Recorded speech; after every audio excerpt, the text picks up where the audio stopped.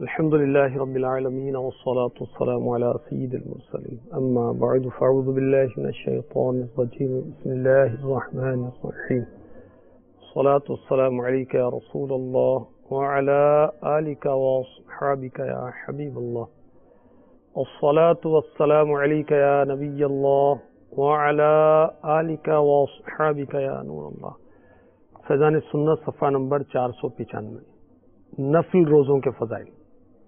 اس میں درود پاک کی فضیلت کے متعلق حدیث پاک لکھی ہے، آپ کی خدمت میں پیش کرتا ہوں.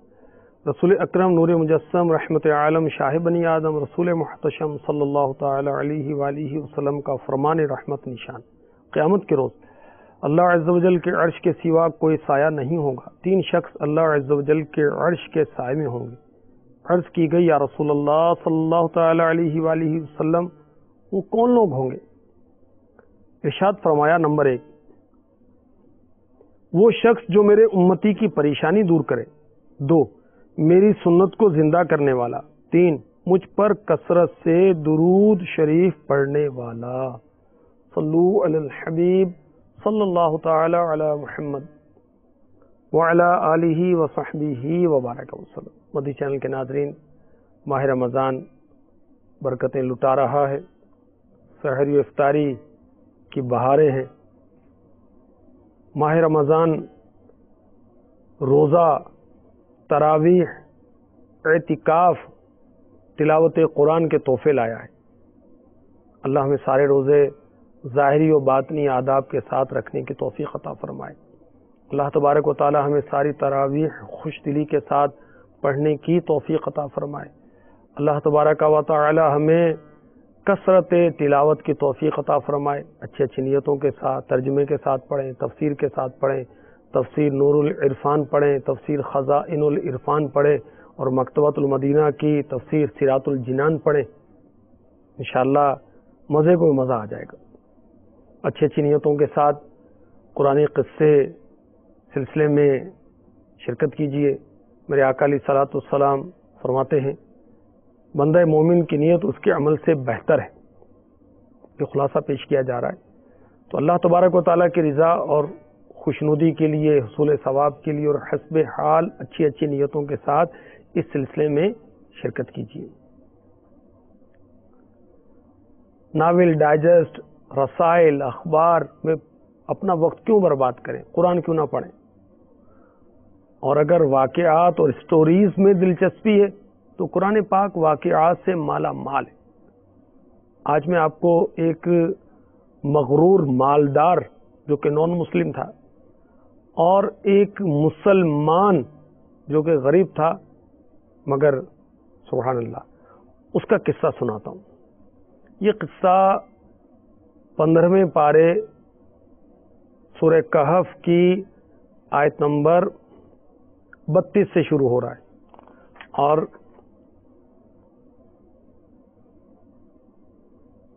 44 پر جا کر یہ واقعہ ختم ہوتا ہے.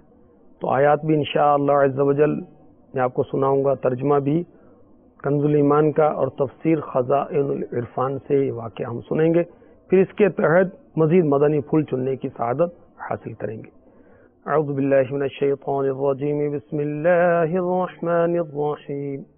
وَاضْرِبْ لَهُمْ مَثَلًا رَجُلَيْنِ جَعَلْنَا لِأَحَدِهِمَا جَنَّتَيْنِ مِنْ أَعْنَابٍ وَحَفَفْنَاهُمَا بِنَخْلٍ وَجَعَلْنَا بَيْنَهُمَا زَرْعًا. اور ان کے سامنے 2 مردوں کا حال بیان کرو. تفسیر کہ کافر و مومن اس میں غور کر کے اپنا اپنا انجام و مآل سمجھیں. اور ان 2 مردوں کا حال یہ ہے، ترجمہ کہ ان میں ایک کو، تفسیر یعنی کافر کو، ترجمہ ہم نے انگوروں کے 2 باغ دیے اور ان کو کھجوروں سے ڈھانپ لیا اور ان کے بیچ بیچ میں کھیتی رکھی. تفسیر یعنی انہیں نہایت بہترین ترتیب کے ساتھ مرتب کیا. كلتا الجنتين آتت أكلها ولم تظلم منه شيئا وفجرنا خلالهما نهرا. دونوں باغ اپنے پھل لائے اور اس میں کچھ کمی نہ دی. تفسیر بہار خوب آئی اور دونوں کے بیچ میں ہم نے نہر بہائی. وَكَانَ لَهُ ثَمَرٌ فقال لصاحبه وهو يحاوره أنا أكثر منك مالا وأعز نفرا. اور وہ تفسیر باغ والا اس کے علاوہ اور بھی پھل رکھتا تھا. تفسیر یعنی اموال کثیرہ، سونا چاندی وغیرہ ہر قسم کی چیزیں. ترجمہ تو اپنے ساتھی تفسیر ایماندار ترجمہ سے بولا اور وہ اس سے رد و بدل تبادلہ خیال کرتا تھا. تفسیر اور اترا کر اور اپنے مال پر فخر کر کے کہنے لگا کہ ترجمہ میں تجھ سے مال میں زیادہ ہوں اور آدمیوں کا زور اور آدمیوں کا زیادہ زور رکھتا ہوں. تفسیر میرا کنبہ قبیلہ بڑا ہے، ملازم خدمتگار نوکر چاکر بہت ہے. وَدَخَلَ جَنَّتَهُ وَهُوَ ظَالِمٌ لِنَفْسِهِ قَالَ مَا أَظُنُّ أَن تَبِيدَ هَٰذِهِ أَبَدًا.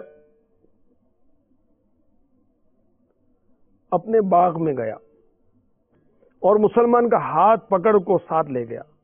وہاں اس کو افتخاراً ہر طرف لیے پھرا اور ہر چیز دکھائی. ترجمہ اور اپنی جان پر ظلم کرتا ہوا. تفسیر کفر کے ساتھ اور باغ کی زینت و زیبائش اور رونق و بہار دیکھ کر مغرور ہو گیا. اور ترجمہ بولا مجھے گمان نہیں کہ یہ کبھی فنا ہو. وَمَا أَظُنُّ السَّاعَةَ قَائِمَةً وَلَئِن رُّدِدتُّ إِلَىٰ رَبِّي لَأَجِدَنَّ خَيْرًا مِّنْهَا مُنقَلَبًا. اور میں گمان نہیں کرتا کہ قیامت قائم ہو اور اگر میں تفسیر جیسا کہ تیرا گمان ہے بالفرض. ترجمہ اپنے رب کی طرف پھر کر بھی تو ضرور اس باغ سے بہتر پلٹنے کی جگہ پاؤں گا. تفسیر کیونکہ دنیا میں بھی میں نے بہترین جگہ پائی ہے. قال له صاحبه وهو يحاوره أكفرت بالذي خلقك من تراب ثم من نطفة ثم سواك رجلا. اس کے ساتھی تفسیر مسلمان ترجمہ نے اس سے الٹ پھیر یعنی بحث و مباحثہ کرتے ہوئے جواب دیا کیا تو اس کے ساتھ کفر کرتا ہے جس نے تجھے مٹی سے بنایا پھر نترے یعنی صاف شفاف پانی کی بوند سے پھر تجھے ٹھیک مرد کیا. تفسیر عقل و بلوغ قوت و طاقت عطا کی اور تو سب کچھ پا کر کافر ہو گیا. لَكِنَّهُ اللَّهُ رَبِّي وَلَا أُشْرِكُ بِرَبِّي أَحَدًا. لیکن میں تو یہی کہتا ہوں کہ وہ اللہ ہی میرا رب ہے اور میں کسی کو اپنے رب کا شریک نہیں کرتا ہوں. وَلَوْلَا إِذْ دَخَلْتَ جَنَّتَكَ قُلْتَ مَا شَاءَ اللَّهُ لَا قُوَّةَ إِلَّا بِاللَّهِ إِن تَرَنِ أَنَا أَقَلَّ مِنكَ مَالًا وَوَلَدًا. اور کیوں نہ ہوا کہ جب تو اپنے باغ میں گیا تو کہا ہوتا جو چاہے اللہ ہمیں کچھ زور نہیں مگر اللہ کی مدد کا. تفسیر اگر تو باغ کو دیکھ کر ماشاء اللہ کہتا اور اعتراف کرتا کہ یہ باغ اور اس کے تمام محاصل یعنی پیداوار وہ منافع اللہ تعالیٰ کی مشیت یعنی مرضی اور اس کے فضل و کرم سے ہیں، اور سب کچھ اس کے اختیار میں ہے، چاہے اس کو آباد رکھے چاہے ویران کرے۔ ایسا کہتا تو یہ تیرے حق میں بہتر ہوتا، تو نے ایسا کیوں نہیں کہا؟ اگر تو مجھے اپنے سے مال و اولاد میں کم دیکھتا تھا، تفسیر اس وجہ سے تکبر میں مبتلا تھا اور اپنے آپ کو بڑا سمجھتا تھا۔ فَعَسَىٰ رَبِّي أَن يُؤْتِيَنِ خَيْرًا مِّن جَنَّتِكَ وَيُرْسِلَ عَلَيْهَا حُسْبَانًا مِّنَ السَّمَاءِ فَتُصْبِحَ صَعِيدًا زَلَقًا۔ تو قریب ہے کہ میرا رب مجھے تیرے باغ سے اچھا دے۔ تفسیر دنیا میں یا عقبہ میں، عقبہ یعنی آخرت، اور تیرے باغ پر آسمان سے بجلیاں اتارے تو وہ پٹ پر میدان یعنی چٹیل بیکار ہو کر رہ جائے۔ تفسیر کہ اس میں سبزے کا نام و نشان باقی نہ رہے۔ او یصبح ماؤها غورا فلن تستطيع له طلبا، یا اس کا پانی زمین میں دھس جائے، تفسیر نیچے چلا جائے کہ کسی طرح نکالا نہ جا سکے۔ ترجمہ پھر تو اسے ہرگز تلاش نہ کر سکے۔ تفسیر چنانچہ ایسا ہی ہوا، عذاب آیا۔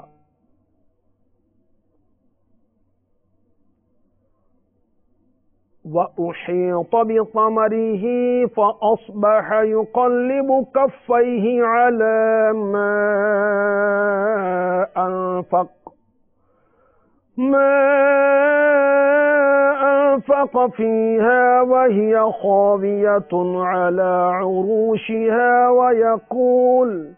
وَيَقُولُ يَا لَيْتَنِي لَمْ أُشْرِكْ بِرَبِّي أَحَدًا، اور اس کے پھل گھیر لیے گئے۔ تفسیر اور باغ بالکل ویران ہو گیا۔ ترجمہ تو اپنے ہاتھ ملتا رہ گیا۔ تفسیر پشیمانی اور حسرت سے اس لاگت پر جو اس باغ میں خرچ کی تھی اور اپنی ٹٹیوں یعنی چھپروں پر گرا ہوا تھا۔ تفسیر اس حال کو پہنچ کر اس کو مومن کی نصیحت یاد آتی ہے، اور اب وہ سمجھتا ہے کہ یہ اس کے کفر و سرکشی کا نتیجہ ہے۔ ترجمہ اور کہہ رہا ہے اے کاش میں نے اپنے رب کا کسی کو شریک نہ کیا ہوتا۔ وَلَمْ تَكُنْ لَهُ فِئَةٌ يَنْصُرُونَهُ مِنْ دُونِ اللَّهِ وَمَا كَانَ مُنْتَصِرًا، اور اس کے پاس کوئی جماعت نہ تھی کہ اللہ کے سامنے اس کی مدد کرتی، نہ وہ بدلہ لینے کے قابل تھا۔ تفسیر کی ضائع شدہ چیز کو واپس کر سکتا۔ هُنَالِكَ الْوَلَایَةُ لِلَّهِ الْحَقِّ هُوَ خَيْرٌ ثَوَابًا وَخَيْرٌ عُقْبًا، یہاں کھلتا ہے۔ تفسیر اور ایسے حالات میں معلوم ہوتا ہے کہ اختیار سچے اللہ کا ہے، اس کا ثواب سب سے بہتر اور اس سے ماننے کا انجام سب سے بھلا۔ صلو علی الحبیب صلی اللہ تعالی علی محمد، توبوا الی اللہ استغفر اللہ، صلو علی الحبیب صلی اللہ تعالی علی محمد۔ مدنی چینل کے ناظرین، آپ نے سنا اللہ تبارک و تعالی نے اسے باغ دیے، 2 انگوروں کے باغ اور کھجوروں کے درخت، کتنے کہ اس درختوں نے انگوروں کے باغات کو ڈھانپ لیا، اس کے بیچ میں بھی کھیتی تھی، دونوں باغوں پر بہار آئی، اور دونوں باغوں کے بیچ میں نہر اللہ تبارک و تعالی نے اس کے لیے جاری کی، اور اس کے پاس سونا بھی تھا، چاندی بھی تھا، ہر قسم کی نعمتیں تھیں، اور یہ اپنے مال پر اترایا اور مسلمان سے کہنے لگا کہ میں تجھ سے مال زیادہ رکھتا ہوں، میرے پاس قبیلہ بڑا ہے، میرا کنبہ بڑا ہے، میرے ملازم زیادہ، میرے خدمتگار زیادہ، میرے نوکر چاکر زیادہ، اپنی جان پر ظلم کہتا ہے اور کہتا ہے میرا باغ کبھی فنا نہیں ہوگا اور قیامت کے روز میں نہیں اٹھایا جاؤں گا، اور اگر اٹھایا بھی گیا تو اس باغ سے بہتر باغ پاؤں گا۔ تو اس مسلمان نے اس کافر کو سمجھایا کہ تو اس سے کفر کرتا ہے جس مالک و مولا نے، جس رب تبارک و تعالی نے تجھے مٹی سے پیدا فرمایا، تجھے پانی کی بوند سے پیدا کیا اور ٹھیک مرد بنایا۔ میں تو یہ کہتا ہوں کہ اللہ میرا رب ہے اور میں کسی کو اپنے رب کا شریک نہیں کرتا۔ جب تو باغ میں آیا تجھے تو یہ کہنا چاہیے تھا ما شاء اللہ لا قوت الا باللہ، جو چاہے اللہ، ہمیں کچھ زور نہیں مگر اللہ کی مدد کا۔ اور اگر تو مجھے اپنی مال میں اولاد میں کم دیکھتا ہے تو قریب ہے میرا رب تیرے باغ سے بہتر مجھے دے، دنیا میں دے یا آخرت میں دے۔ اور اگر تیرے باغ پر آسمان سے بجلیاں اتار دے اللہ تبارک و تعالی، تیرا باغ میدان ہو جائے، پانی اس کا زمین میں دھنس جائے، تو کیا کرے گا؟ اور وہی کچھ ہوا، اور وہ کافر ہاتھ ملتا رہ گیا، اس کا باغ تباہ و برباد ہو گیا۔ پھر حسرت کرتا ہے کہ میں نے کاش اپنے رب کا کسی کو شریک نہ کیا ہوتا۔ اس کے پاس کوئی جماعت نہیں تھی کہ اللہ کے سامنے اس کی مدد کرتی، اور وہ بدلہ لینے کے قابل نہ تھا۔ اللہ سے کون بدلہ لے سکتا ہے؟ تو اختیار کس کا؟ اللہ کا، ثواب سب سے بہتر اللہ کا، اور اسے ماننے کا انجام سب سے بھلا۔ لا حول ولا قوت الا باللہ، یہ ہمیں پڑھتے رہنا چاہیے۔ مدنی پنج سورہ میں میرے شیخ طریقت امیر اہل سنت نے اس کے فضائل لکھے ہیں۔ اپنے مال پر اترانا نہیں چاہیے، گھمنڈ نہیں کرنا چاہیے، غرور نہیں کرنا چاہیے، اور کسی کم مال والے کو گھٹیا نہیں سمجھنا چاہیے۔ اسی کو تو تکبر کہتے ہیں، اور کس کو کہتے ہیں؟ اور تکبر کس بلا کا نام ہے؟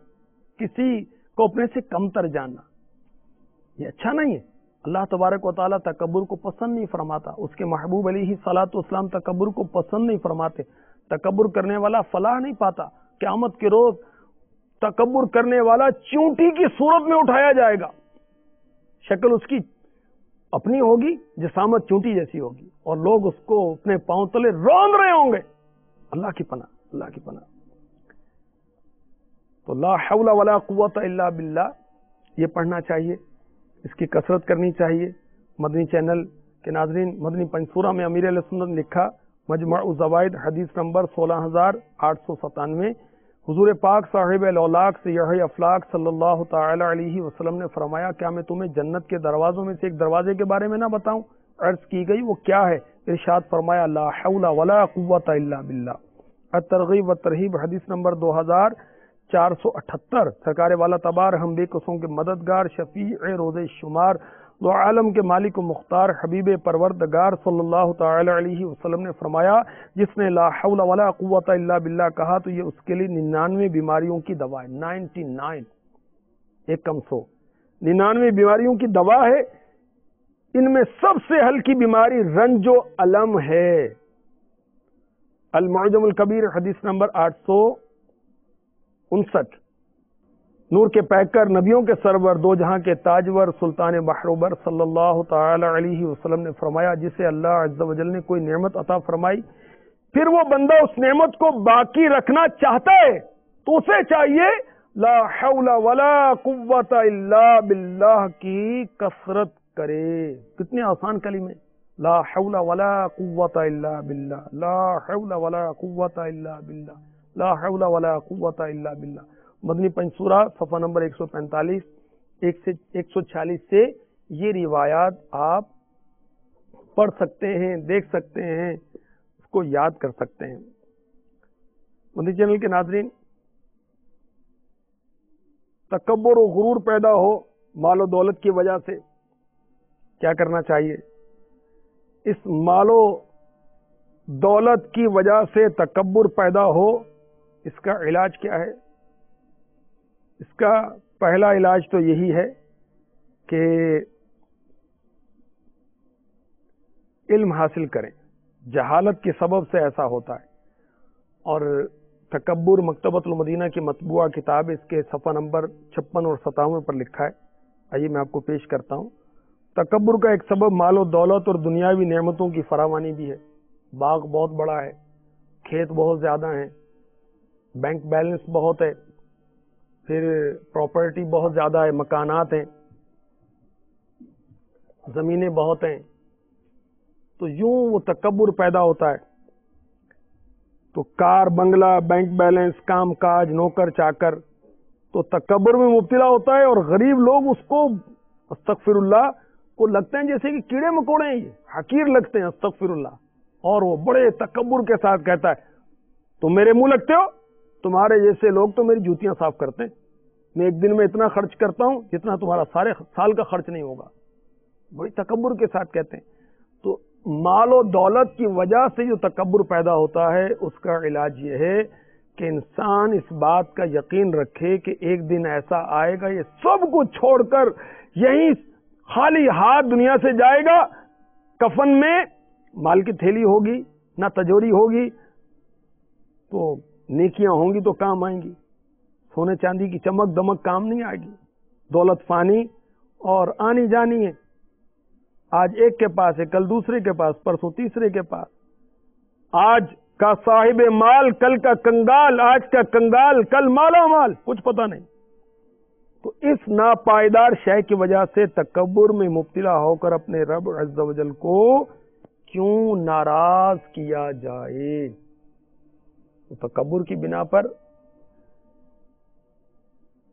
اللہ تبارک و تعالیٰ کی ناراضی کی صورتیں، اور غرور نہیں، تکبر نہیں، بلکہ ہمیں عاجزی والا بندہ بننا چاہیے، انکساری والا بندہ بننا چاہیے. اللہ تبارک و تعالی ہمیں نصیب فرمائے ہم نیک بن جائیں. کاش. مدنی چینل کے ناظرین،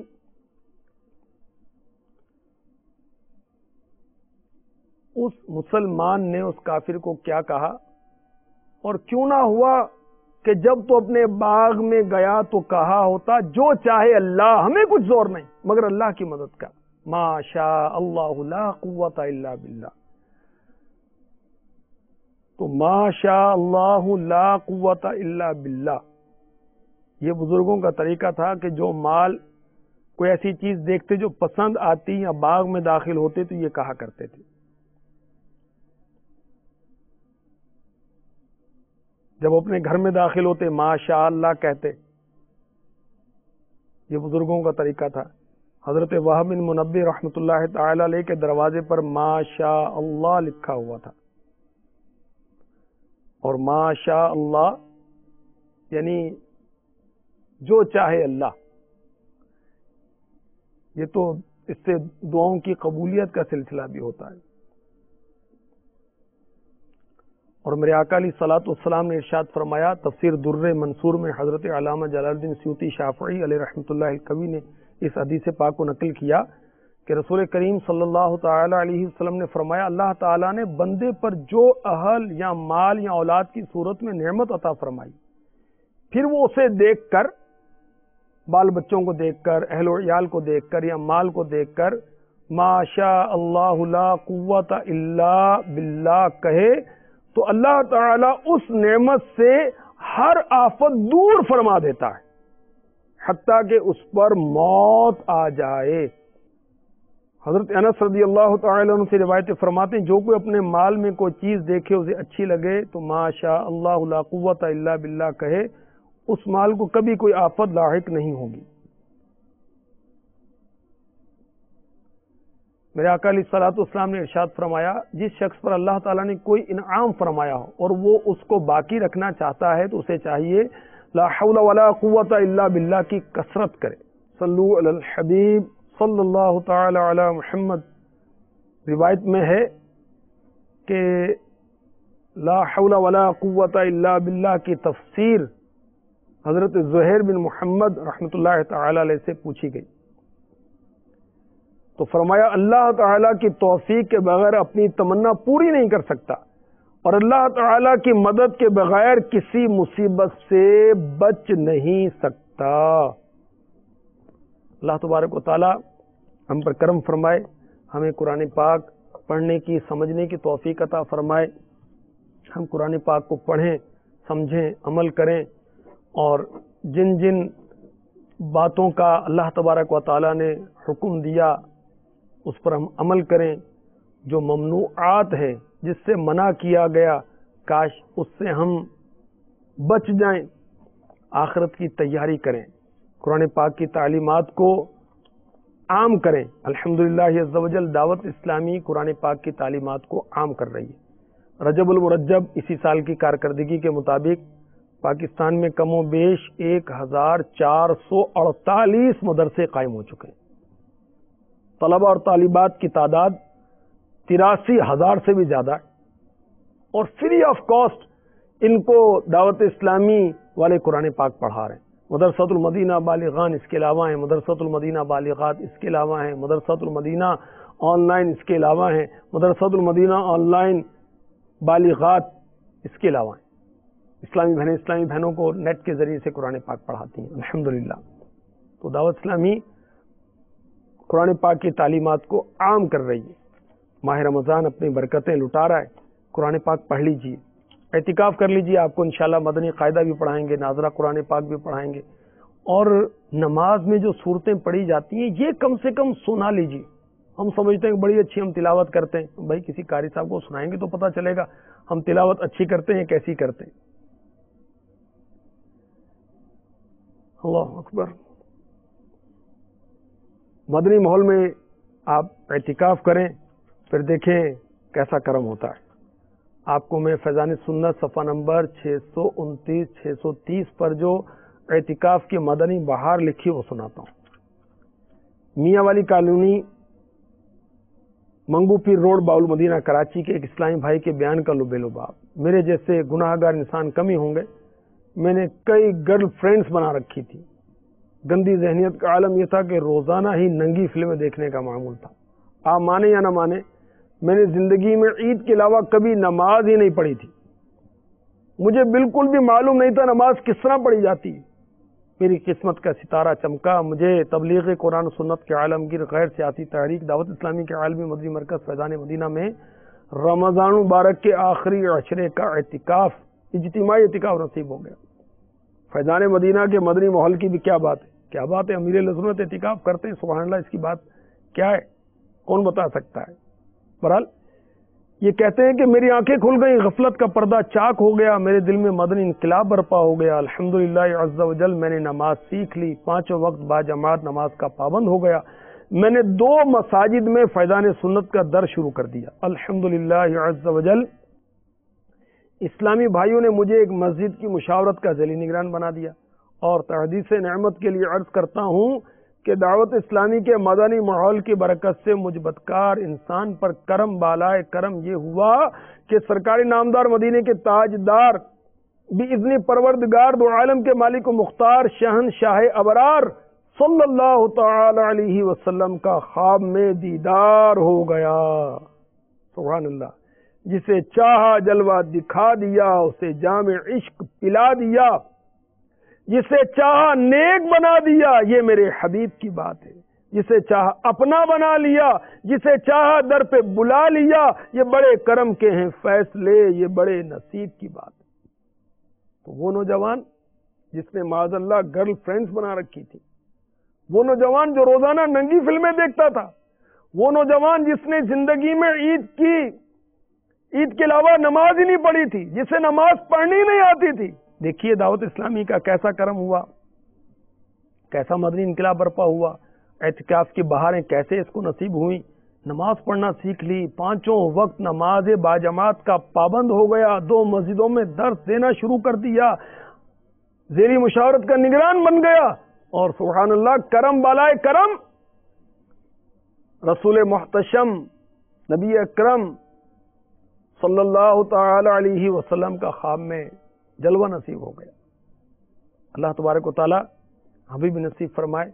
اعتکاف جتنے دن باقی ہیں آپ کر لیجئے، پورے مہینے کا اعتکاف نہیں تو جتنے دن باقی ہیں اس مہینے کے اتنے دن کا اعتکاف کر لیجئے، اور آخری عشرے کا اعتکاف سبحان اللہ، اس کے تو کیا کہنے۔ آخری عشرے کا جو اعتکاف ہے مدنی چینل کے ناظرین، یہ سنت ہے، اور اس کے بہت ہی زبردست فضائل ہیں۔ امیر اہل سنت نے فیضان رمضان میں اعتکاف کے فضائل لکھے ہیں۔ چنانچہ حدیث پاک میں ہے، میرے آقا علیہ الصلوۃ والسلام نے فرمایا، جس نے رمضان مبارک میں 10 دن کا اعتکاف کر لیا وہ ایسا ہے جیسے 2 حج اور 2 عمرے کیے۔ ارشاد فرمایا، اعتکاف کرنے والا گناہوں سے بچا رہتا ہے، اس کے لیے تمام نیکیاں بھی لکھی جاتی ہیں جیسے ان کے کرنے والے کے لیے ہوتی ہیں۔ اور حضرت سیدنا حسن بصری رضی اللہ تعالی عنہ سے منقول ہے، معتکف کو ہر روز ایک حج کا ثواب ملتا ہے۔ تو آپ کو بھی دعوت دیتا ہوں، ہمت کیجئے، اعتکاف کر لیجئے۔